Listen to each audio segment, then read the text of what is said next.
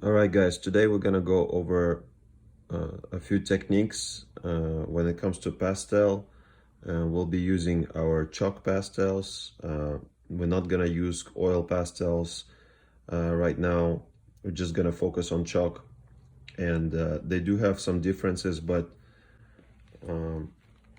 this one's a very similar to the way that charcoal behaves. In our previous homework, we did not the frottage, but the previous homework we did that study with charcoal. Essentially, this is very similar texture to that. It's very chalky, but instead of just black, obviously now we have color to work with. So this is a larger set. I think it's 48 colors.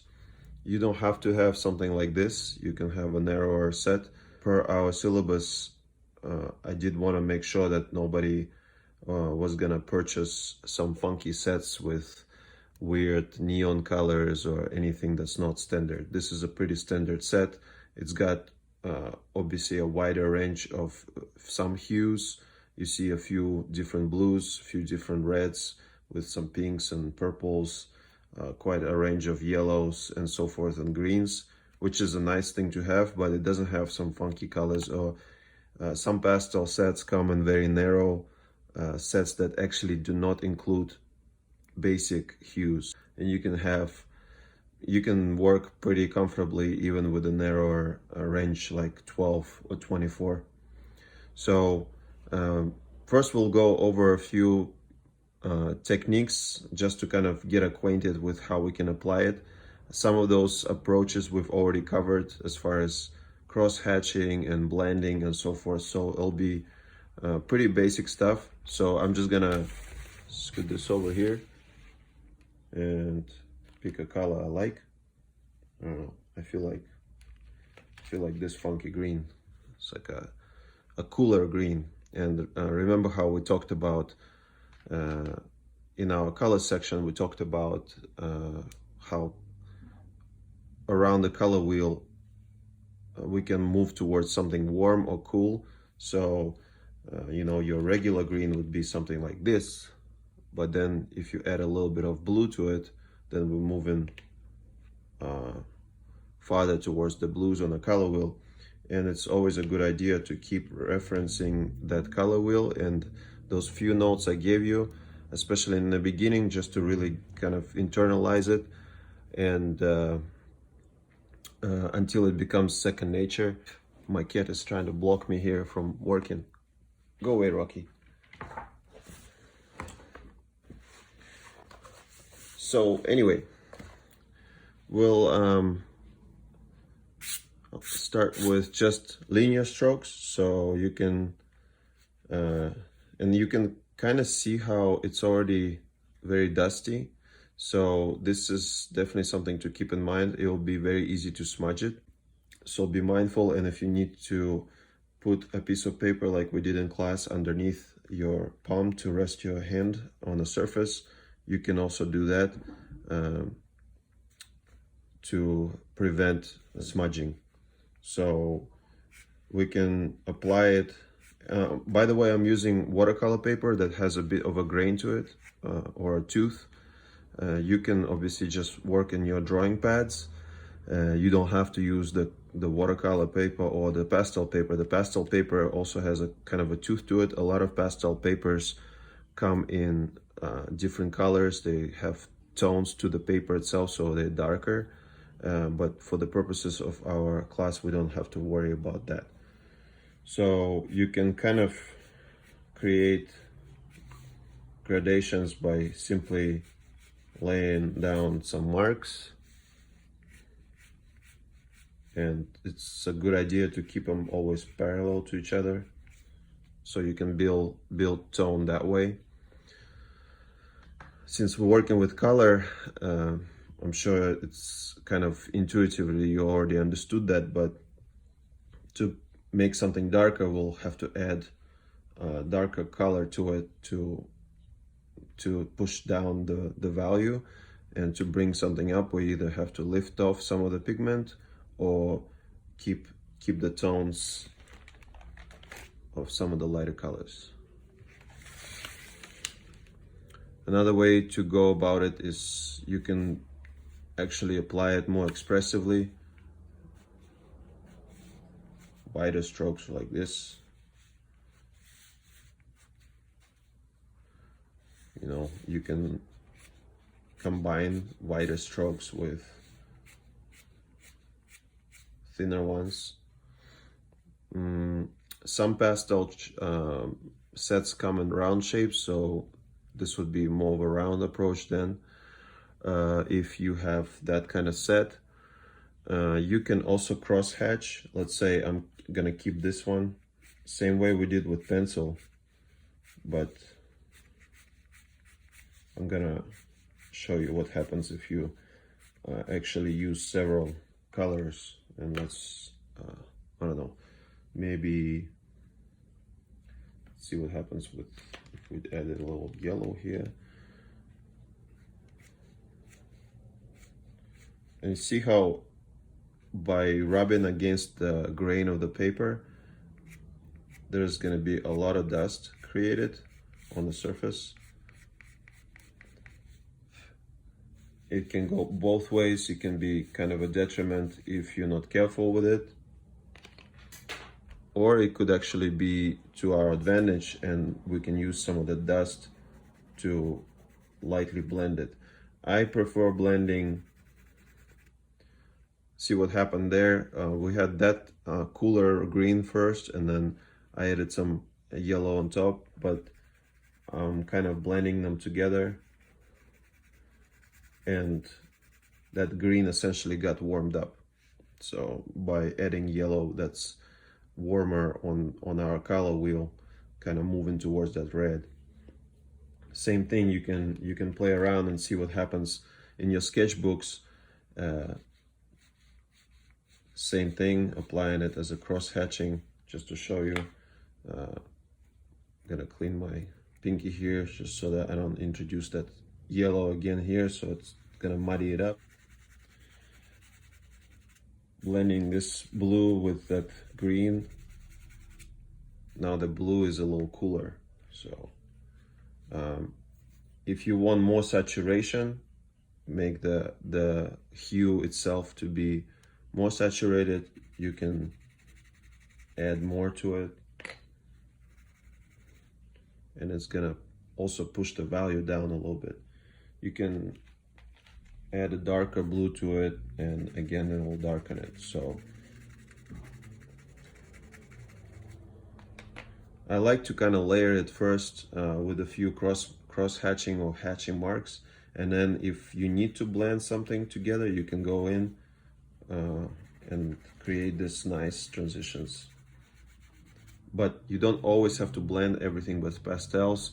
I think that having a variety of different marks is actually a good idea, so that not to have your work as completely uniformly blended, but to have a variety of different effects will create that rhythm that we talked about in the previous section. Create visual interest and contrast amongst those different shapes. Another way to apply it, you can apply it more in like a pointillism or stippling, and if you want to create a certain effect. Also more of an expressive way of doing it. The good thing about this is that by, let's say I want to see what happens with a few different colors next to each other.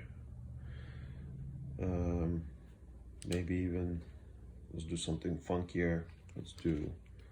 We'll warm up this part.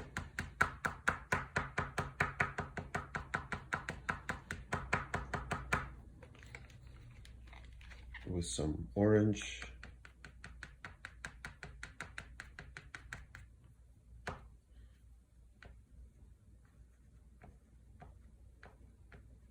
And I'm just playing around. I don't really have any specific goal in mind, specifically with the pointillism here, but just to kind of convey the idea is that your eye begins to blend those colors into one.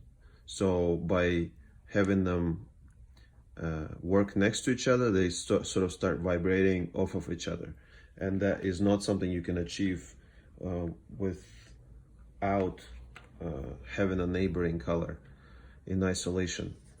If you look at this one in itself, it's just that hue, that tone of green that we have, but it doesn't have any sort of impact on the viewer. When you start combining them and placing two different colors together or blending, that's when the real stuff starts to happen. Also, another way to work with pastels is by reductionist method. We talked about it with charcoal, by removing some pigment. So you can also work with the flat edge the same way we worked with charcoal. And you can kind of see how it leaves that beautiful texture. If your paper has a tooth to it, the lesser the tooth, the fewer spots will be still visible of the white paper, and the larger the tooth or the grain, the more of this kind of textural effect you're gonna achieve. So what I did here, you can layer right on top with different colors. So this is a bit of a darker blue. I'm gonna actually maybe saturate this part a little bit more, because that blue had a lot of tint to it. If you remember in the study materials, tinting is making it more white, and shading making it more dark, right? So these blues had more white to them already, as opposed to this more primary color blue. You can leave it like that in your work, or you can blend it together. Let's say we want to transition to, I don't know, let's see, maybe I'm gonna still apply a flat edge here. I personally really like leaving some of these textures. I don't want my work to be completely smoothened out and blended together, because I think that that texture just looks nice. But I think that boils down to personal preference most of the time. So I'm leaving the bottom here textural just for comparison, so you guys can actually see what happens. So I'm kind of pushing some of the blue all the way towards that green, but then leaving. So now I have this gradation of color that's happening. If you're not happy, you can always go back in, add a little bit more pigment, darken it, or mess with it however you like. Just don't be afraid, just kind of play around, see what happens. You can even go back in there. I'll get to the reductionist method here in a second, but let's say you created this more uniformly bland background. You can now go back in with the lighter tone color, and with hatching with linear strokes like this, or you can go like this, right, where you can almost create textures that will still reveal the color underneath it, right? You can still see the blue, but then the green right over it creates this beautiful contrast, which is exactly what we've covered in our section on rhythm, and how that texture can create different shapes that guide your eye, creating rhythm, movement through the contrast. Because without that contrast, you know, you're just gonna see everything's gonna appear the same to us. So with that said, I'm just gonna make this one uniform background, erase all that beauty. So let's say we have some sort of background going on. Just to give myself a little more room to work with. So got a bunch of background here. Now I'll use this eraser because it's a little sharper, but you can use any eraser. Obviously, having a sharper edge definitely helps. And you can go in and, I don't know, let's say we want to draw in some kind of shape. So you can remove the pigment you've laid down.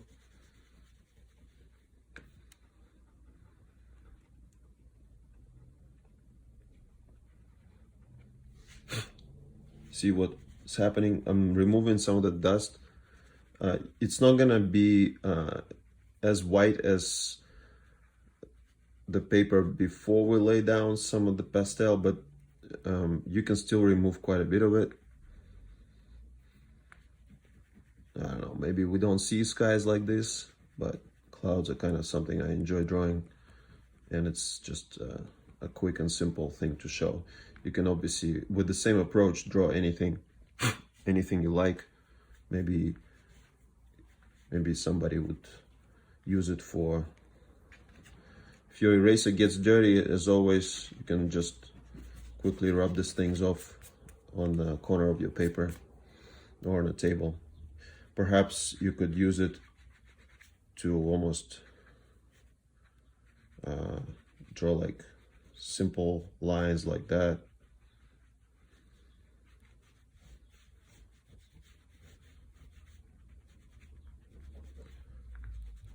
So essentially, don't always think of the eraser as your correction tool. It can also be a drawing tool in and of itself.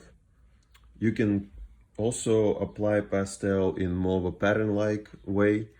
I'm gonna just blend this and see what happens, just to kind of establish some kind of background.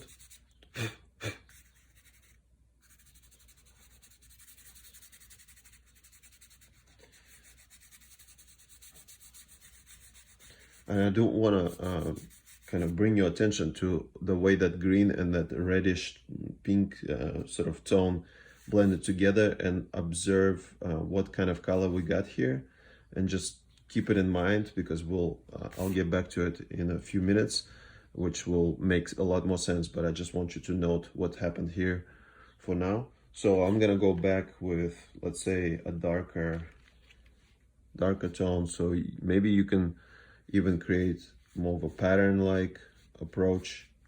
Again, layering, I don't know, layering different colors together. Maybe something like that.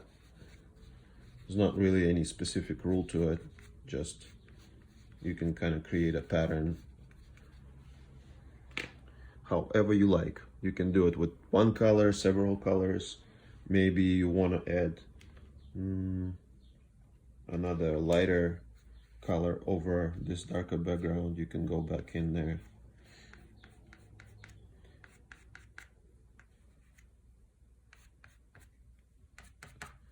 And play around with it and see what happens. But the same thing applies, is that the colors positioned next to each other is what's going to create that effect that you're looking for, not necessarily in isolation. We already covered the gradation. You can, of course, blend it, or you can create those gradations by leaving the texture of the paper happening.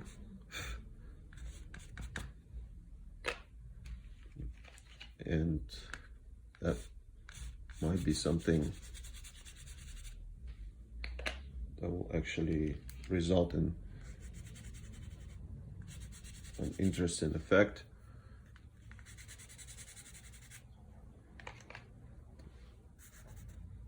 You can blend lightly but still leave some texture. Completely up to you on that. What I showed you guys here with the green over the other underlined color is called glazing. So again, going over with a flat edge of a lighter tone color, or any color really. That effect right there is called glazing. And let's see, maybe I'll put down something darker, like this guy.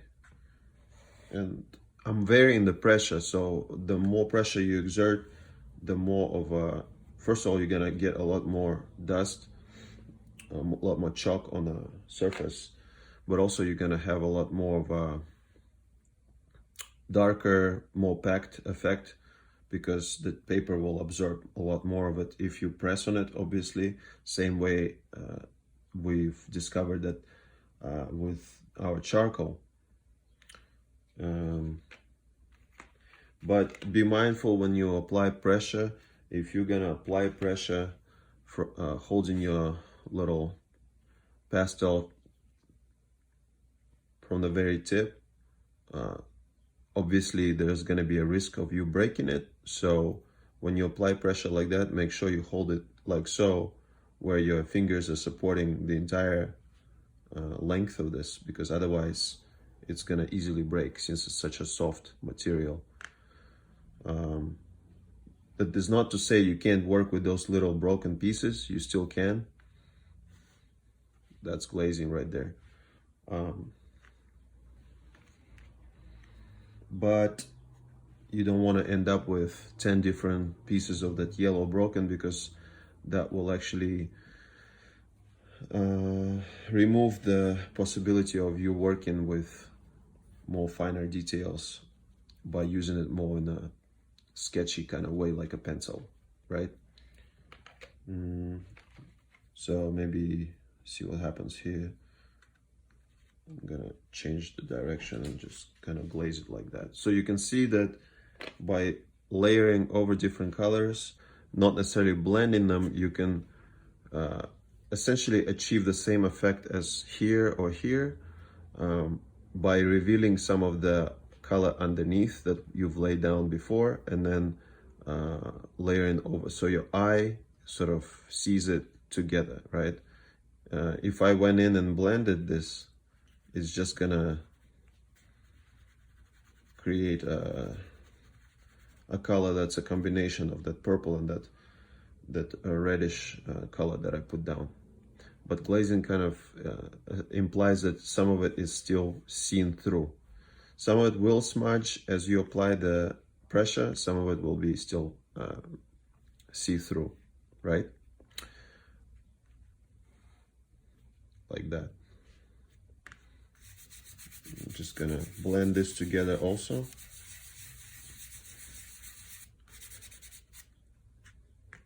So to this point right here, I'm gonna come back to this because it's gonna be important. We haven't talked about monochromatic and we haven't talked yet about neutral colors. Let's start with neutral colors because those are a little bit more complex. I'm sure everybody understands the words neutral, but sometimes we're not sure about how that actually happens from the color theory standpoint. Obviously, people mostly will recognize grays and earthy tones as neutrals. Those are in fact neutrals, so it's like any shade of gray, any shade of sometimes beige colors. But as a rule of thumb, a good way to think about it is earthy tones. So anything that's kind of like not saturated hues. These are saturated hues. Obviously, anything that's not very primary color, that doesn't have a lot of reds, oranges, greens, blues in it, is going to be considered more of a neutral. So the way that works on the color wheel, and you can reference your color wheel when you play around with your pastels before jumping into the exercise that we're going to do as a homework. If you mix primaries or any hues that are primary on the color wheel, let's say if we mix a blue, so let's put down a blue, right? We'll put down a red. Let's see, maybe this one.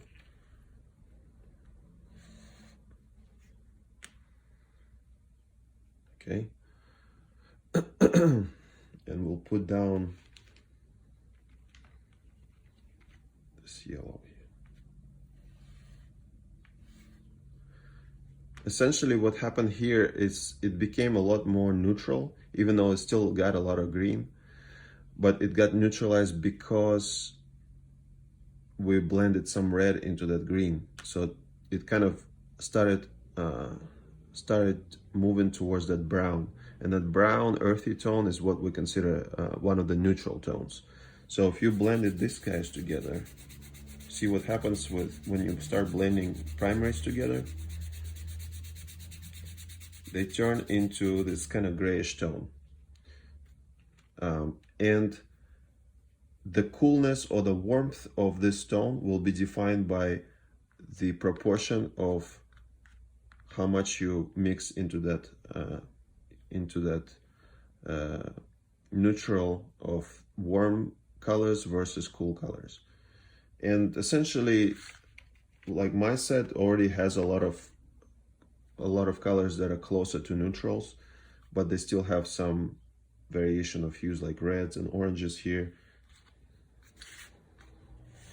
It's kind of like a light tinted purple, but it's closer to neutral. So purple, if you look at the color wheel, is gonna be on this side of the color wheel.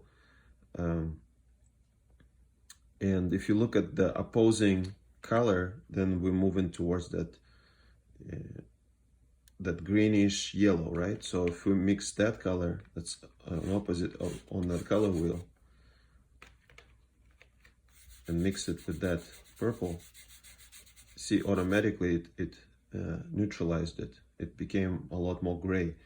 It still got a little bit of warmer green to it. So let's say we want to make it even closer to gray. I'll add a little bit more darker purple to it. Bam, it's becoming almost perfectly gray. Obviously I have some other dust on my fingers, but you can see it's got still some warmth to it because of that yellow, but it's coming closer and closer to the gray. So back to this example here, it's got a lot of green to it. I'm gonna go in with a little yellow. Now it's a little bit more green. Let's see. And a little bit of red to get that brown, like that, warm it up essentially. This was a little too cool. We're gonna warm it up. That's right there is a very, very neutral tone, neutral color, because it's kind of earthy. Obviously we can still distinguish where it's closer to the green or the red, but it's quite earthy.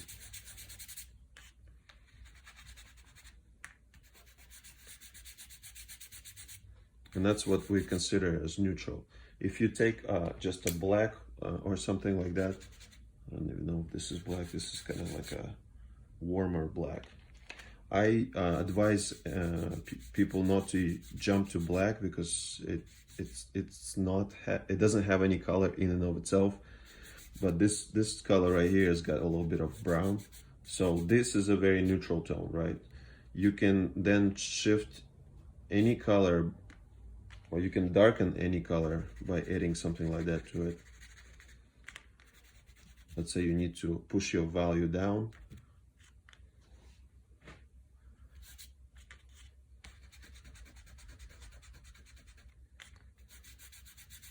So you can always darken something by adding another darker color to it. Let's see what this guy looks like. Yeah, this is also quite a neutral gray kind of tone. It's got a little bit of a warmer tone to it. If you want to cool it down, add some kind of blue to it, maybe purple or green, depending on where you want to go with it, and it's gonna cool it down. So that's how we create a neutral. This is still kind of too green to me. So if you were to work with more of a neutral tone, add a color that's opposite of that on your color wheel. Green is going to be kind of like this kind of green around 10 o'clock on the color wheel. So an opposite of that is going to be moving towards purples past reds, red more towards purples, if you remember. So we can put some of that down, and you can see how quickly it starts to neutralize and move towards the earthy tones rather than pure saturated hues that are present on the color wheel. Okay, and the last thing we're going to talk about is how to use monochromatic. Monochromatic scheme essentially is creating the gradation from dark to light by using only one hue.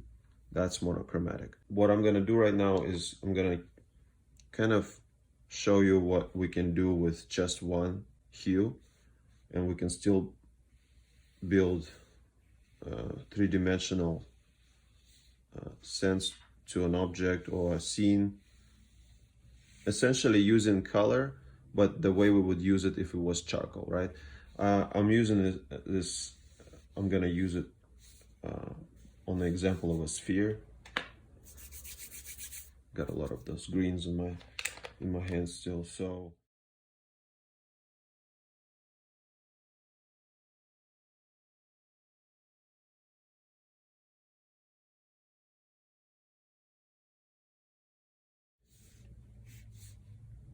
just to kind of get a sense that it's sitting on the surface.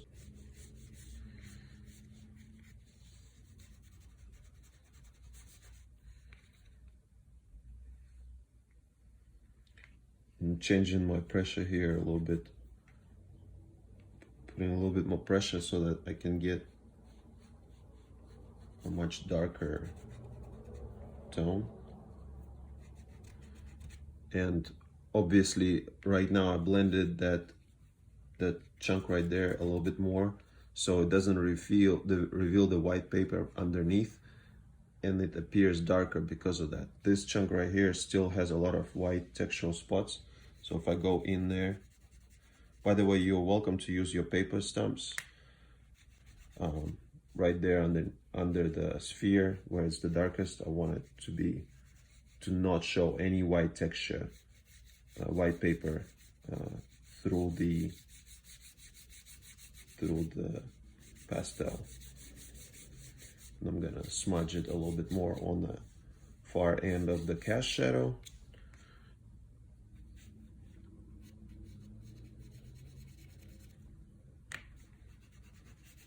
I do prefer my finger because I can feel the surface of the paper a lot better that way.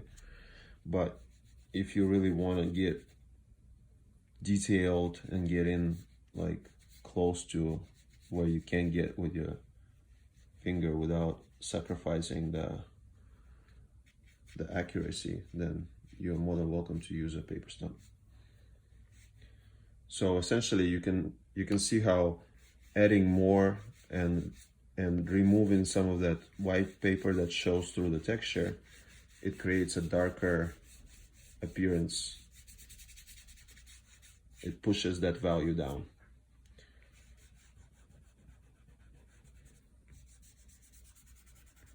And this is entirely, well, with the exception of the dust that I had on my hand, this is entirely monochromatic with one color. You can pretty much achieve this effect with any color that is a little bit more darker than perhaps like a yellow or something like that. It would be a lot harder to get this contrast with a lighter hue.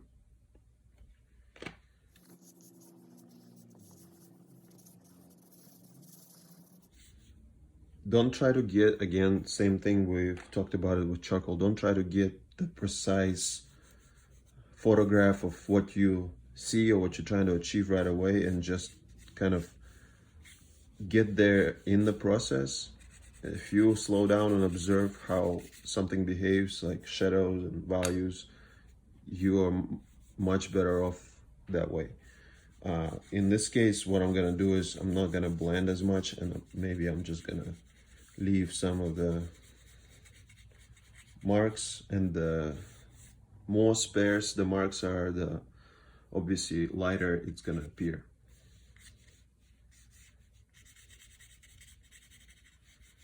Perhaps I'm only gonna blend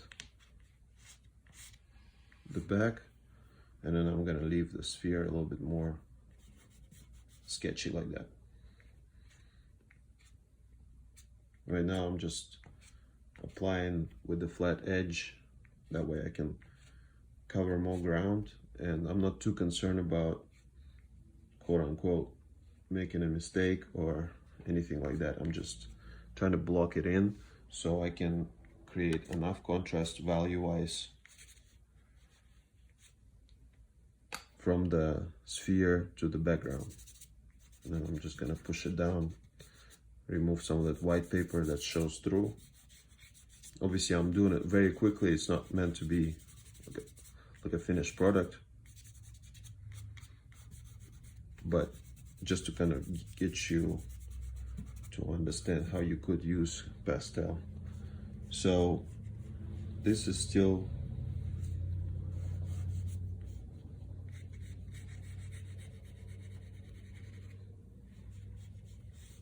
monochromatic. Now if I wanted to go in there and render this in a neutral tone, again I'm thinking about how the color wheel works. This one, if we blend the primaries, it's going to neutralize it. So right now I need to add from our reds and pinks here to the greens.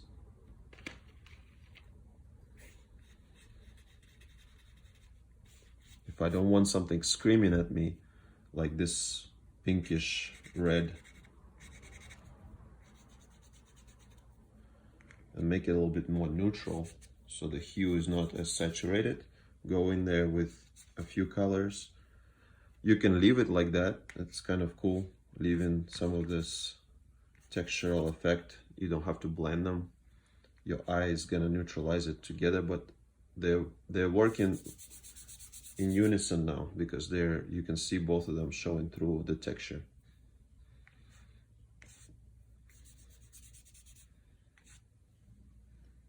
And with two colors, it's already creating a pretty cool effect here. Because this green's got a little bit of a darker tone to it, going back to the previous technique we've covered with applying two different colors next to each other and more of a kind of with little mark making like this. Again, some of it is showing through. I don't want to blend everything. Perhaps you want to, as we're moving towards the light source, maybe I want to warm it up. So you can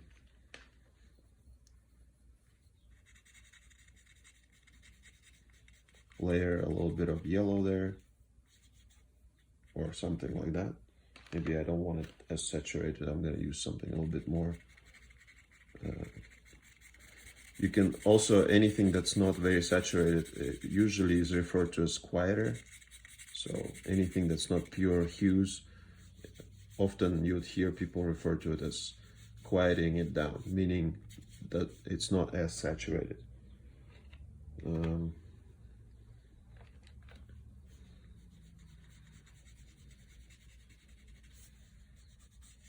That core shadow still kind of disappeared on me.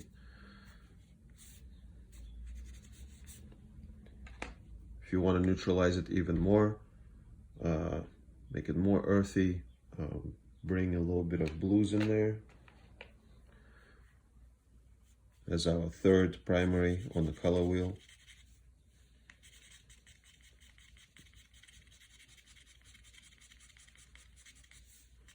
You can leave some of that pink showing through, but because they're working together now, overlaying each other with the blue being on top, and kind of pushing down some value right there on the back. Completely imaginary background. It's just playing around with different colors and seeing what happens. I'm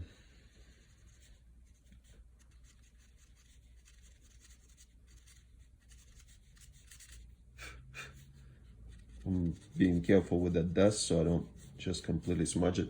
See what happened here? It's kind of became grayish, but still got a lot of blues and some of those pinks showing through. But even with just a few colors, very limited palette, you can create a very lively, very interesting looking painting almost. I know it's not a painting because the medium itself is a drawing medium, but it's got a lot of color to it. So you can refer to it as a painterly medium in a way, because the fact that it's very malleable and kind of unpredictable, and you can really control it 100% because it's kind of muddy and dusty and all that. You can think of it as a very painterly medium also.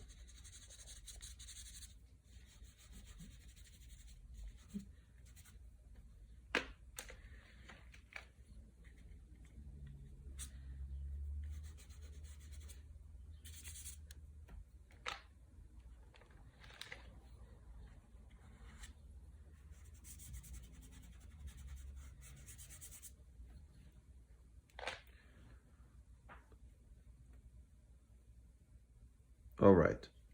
So I'm gonna share a link with you guys to a little clip on YouTube. It's a short exercise. You're welcome to just go step by step, as this person actually explains it a lot better than I would. I don't work with pastels, so I think he's a little bit more qualified to actually guide you through the process, and that's going to be our little exercise for you to play with. But you can definitely apply these techniques in your sketchbook or in your drawing pad. For those who really want to take it up a notch, you can even play around with those tone different papers that have either gray tone or neutral tone to it that's darker. What that allows to do is to going back to my example here, if your paper is already darker, it's easy to go to create higher tone or higher value on top of it, not obviously removing it because your paper is already toned, not doing the reductionist method, but going with the lighter. In this case, I'm just going to show you with the white pastel and going over that paper and creating your highlights with the lighter tone. And because right now if I smudge it, it's just gonna essentially create a lighter shade of this gray. But with the toned paper, it's not gonna do that. You can create highlights by simply laying over some lighter tone color.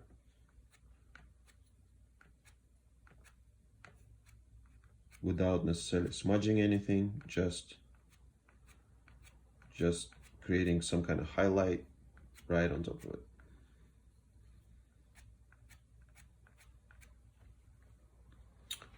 So, and also when you drag it over something that's already established here with the color, it definitely drags some of the dust, so it doesn't create that sharp light line. It still smudges a little bit. Before jumping to your exercise and following the link, do 3 of those, and also you can just play around by taking a couple of different colors just in your sketchbook on a drawing pad. Something with a little bit more tooth will work best, just like this paper here, because with that it can create this beautiful effects like that.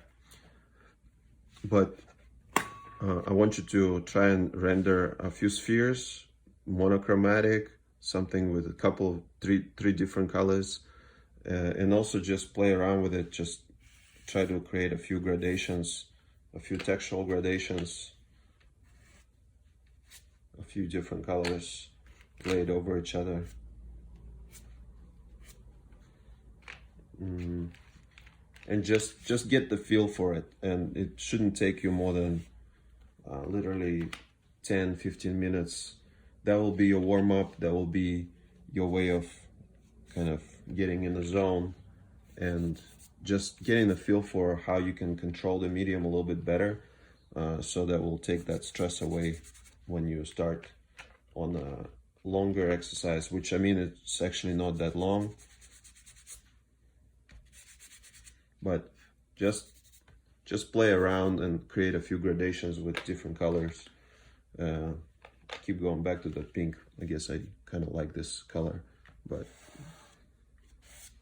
just flat edge, see what happens. Add a little bit of cooler tone to it. You can see how adding something that's cooler, something's got more blue in it, which is this purple, right? It cools it down.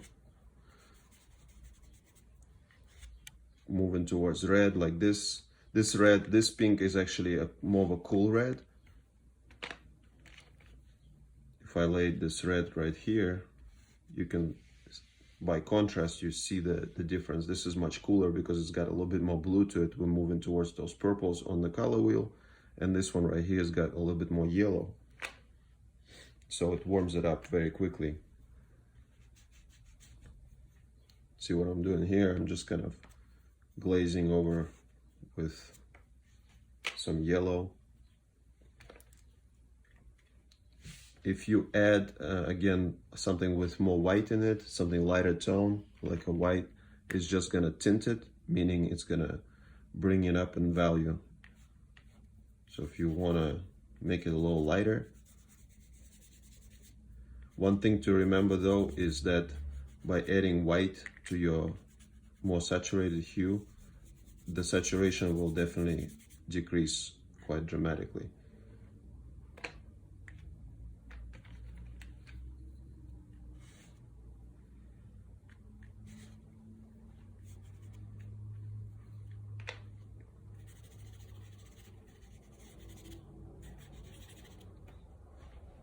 So do a few of those exercises real quick, monochromatic, just a sphere real quick, just to kind of play around with it, and a few gradations with different colors for 15 minutes or so.